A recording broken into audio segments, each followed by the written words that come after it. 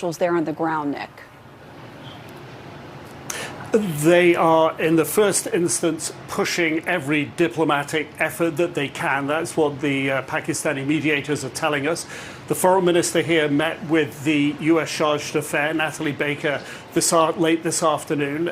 The statement issued by the foreign ministry talked about the importance of diplomacy, talked about the importance of getting the United States and Iran around the table together. And then the foreign ministry statement did something that they haven't really done for a couple of weeks. Of course, they were at the forefront of helping get the ceasefire, of drafting all of that up and creating the platform and space for these talks to happen.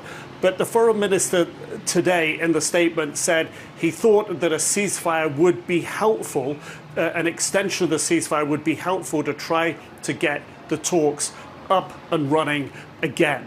And that's really the mediators here really taking a public position on this, where they've really sort of stayed in the margins, haven't said anything, let the two sides continue. And then we had a statement from the information ministry here saying they are trying all diplomacy they can, that they've had this no formal response from Iran, whether or not they'll come.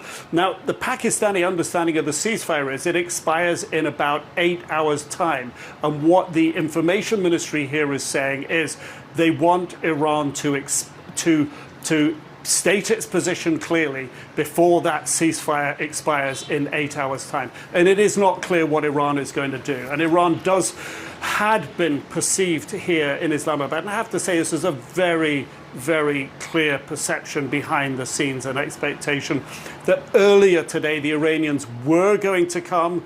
They weren't making a public statement, but they were expected to come. That was the reason we all understood that J.D. Vance would get on the plane, because they were planning to come. What seemed to have happened in the middle of the afternoon was U.S. Marines boarding that Botswanan flagged tanker in the Indian Ocean that had previously, as we understand, carried sanctioned Iranian oil.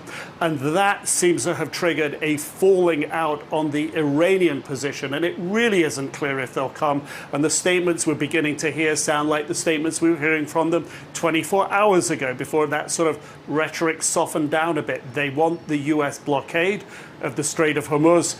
They want that lifted. That appears to be where they are at the moment, but it isn't clear. That what is clear is mediators here are going public in a way they haven't before, and they are really doubling down on their diplomacy. But we don't know if it can be effective yet.